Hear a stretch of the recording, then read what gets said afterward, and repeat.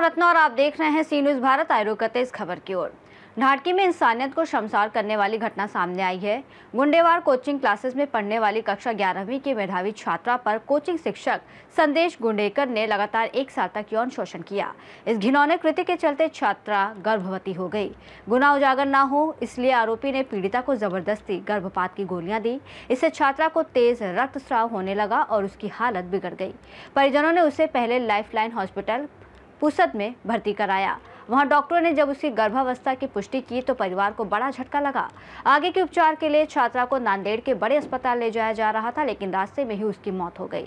इस घटना से नागरिकों में तीव्र आक्रोश फैल गया है। ढाटकी सहित पूरे यवतमाल जिले में विरोध और आंदोलन हुए। आक्रोशित जनता ने ढाटकी बंद का आह्वान किया और हजारों नागरिक सड़कों पर उतर आए। पुलिस ने आरोपी संदेश गुंडेकर को नांदेड़ जिले के भोकर तालुका के सिताफिने गाँव से गिरफ्तार किया है और आगे की जाँच थानेदार पांडुरंग शिंदे कर रहे हैं। एका अल्पवयीन मुलीवर गुंडेवार कोचिंग क्लासेसच्या शिक्षकाने सतत जवळपास 1 वर्ष अत्याचार केला आणि त्या अत्याचाराच्या माध्यमातून त्या मुलीला गर्भधारणा झाली आणि मग तिचा गर्भपात करण्यासाठी तिला गर्भपाताच्या गोळ्या दिल्या आणि त्या गोळ्यामुळे त्या मुलीला प्रचंड रक्तस्राव झाला आणि त्या रक्तस्रावाच्या माध्यमातून तिला हॉस्पिटलमध्ये भरती करण्यापूर्वीच त्या मुलीचा अंत झाला। आपण या ठिकाणी भारतीय जनता पार्टीचे जिल्हाध्यक्ष नितीन भाऊ भुतळा आहेत। आपण त्यांच्या प्रतिक्रिया घेणार आहोत। नितीन भाऊ बोला। जी घटना घडली आहे ही घटना अतिशय निंदनीय आहे। कुठंतरी शिक्षकी पेशाला काळीमा फासणारी ही घटना आहे आणि त्यामुळं निश्चित या घटनेचा करावा तेवढा निषेध कमी आहे। घटनेमध्ये जो आरोपी आहे त्या आरोपीला अटक झालेली आहे। या आरोपीला न्यायदंड झाला पाहिजे। हे प्रकरण फास्ट ट्रॅक कोर्टामध्ये चाललं पाहिजे। या प्रकरणामध्ये शासनानं चांगला वकील त्या ठिकाणी नियुक्त करून या नराधामास त्या ठिकाणी फाशीची शिक्षा झाली पाहिजे।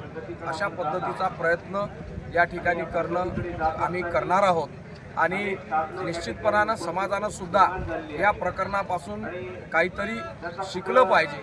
आपलं मूल काय करत आहे काय नाही, त्याचं काय चाललं आहे, त्याचा मोबाईलमध्ये त्याच्याशी काय कोण चर्चा करत आहे, कोणाचे फोन येत आहे, या सगळ्या गोष्टीवर कुठंतरी पालक म्हणून आपणही या सगळ्या गोष्टीची काळजी घेणं गरजेचं आहे आणि त्यामुळं निश्चितपणानं पालकामध्ये आणि पाल्यामध्ये दोघाहीमध्ये अवेअरनेस आणण्याच्या दृष्टीनं एखादा चांगला वक्ता त्या ठिकाणी मोटिवेशनल स्पीकर बोलून या ठिकाणी लोकांना अशा सगळ्या गोष्टीतून कुठंतरी जागृत करण्याचा प्रयत्न निश्चितपणानं आम्ही यावेळी करणार आहोत। जी घटना घडली आहे या घटनेचा करावा तेवढा निषेध कमी आहे। निश्चितच पालकाची तेवढी जबाबदारी आहे। पालकांनी आपले विद्यार्थी काय करतात, शाळेत कुठे जातात, शाळेत जातात की नाही, दांडी मारतात का, त्यांचा मोबाईल सुद्धा तपासला पाहिजे। या सर्व बाबीवर नितीन भाऊंनी मार्गदर्शन केलेलं आहे। आपण पोलीस प्रशासनाला काही अलर्ट म्हणजे सूचना देणार आहेत का?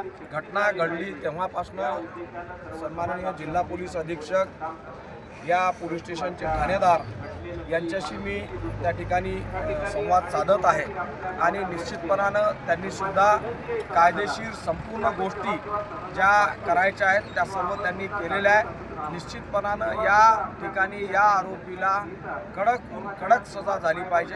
त्या दृष्टीनं आम्ही पोलीस प्रशासनाशी संवाद ठेवून त्या ठिकाणी तशा पद्धतीचं सर्व आम्ही लवकरात लवकर कोर्टामध्ये हे प्रकरण दाखल झालं पाहिजे। फास्ट ट्रॅक कोर्टात हे प्रकरण चाललं पाहिजे आणि आरोपीला फाशीच झाली पाहिजे अशा पद्धतीचा प्रयत्न निश्चितपणानं आमचा राहील। सदर प्रकरण हे फास्ट ट्रॅक कोर्टामध्ये चालून आरोपीला तुर्तास ताबडतोब फाशी झाली पाहिजे अशी नितीन भाऊ भुतळासह सर्व ढाणकीतील नागरिकांची मागणी आहे।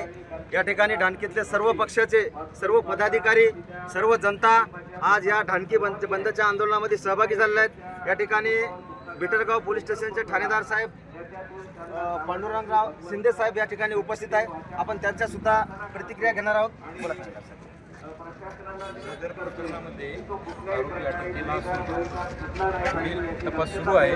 आज रोजी आम्ही आरोपीला माननीय न्यायालयामध्ये पेश करून आरोपीचा PCR घेणार आहोत। पुढील तपास सुरू आहे। घडलेली घटना ही अतिशय निंदनीय असून 40,000 लोकसंख्येच्या गावात असे अनेक प्रकार या प्रत्येक संकुलामध्ये वारंवार घडत आहेत।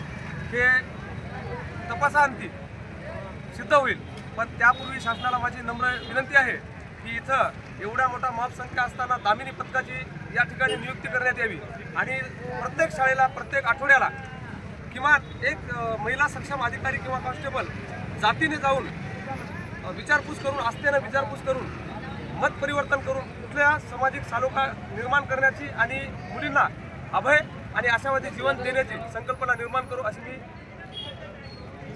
शासनाला विनंती करतो. आणखी शहरामध्ये आंदोलनाचे बादशाह म्हणून प्रचलित असलेले जॉन्टीभाऊ विणकरी आझाद समाज पार्टीचे जिल्हाध्यक्ष आहेत. आपण त्यांच्याही प्रतिक्रिया घेणार आहोत. माणुसकीला काळीमा फासणारी अतिशय निंदनीय घटना या ढाणकी गावात घडलेली आहे. आरोपीला पोलीस प्रशासनाने अटक केलेला आहे. आमची मागणी या ठिकाणी मागणी आहे सदर ही या गोष्टीचा खटला फास्ट ट्रॅक कोर्टात चालवण्यात यावा. आरोपीला कठोरात कठोर फाशीची शिक्षा देण्यात यावी. शासनातर्फे या ठिकाणी विशेष सरकारी वकिलाची नियुक्ती करण्यात यावी. तसेच पीडित कुटुंबाला 50 लाख रुपयाची सरकारतर्फे मदत देण्यात यावी. पीडित कुटुंबातील एका सदस्याला शासकीय नोकरी समाविष्ट करून घ्यावं अशी या ठिकाणी मागणी करतो. यवतमाल से सी न्यूज़ संवाददाता संतोष जोगदंडे की रिपोर्ट। इस रिपोर्ट में फिलहाल इतना ही। देश और दुनिया की तमाम बड़ी खबरों के लिए आप देखते रहिए सी न्यूज़ भारत।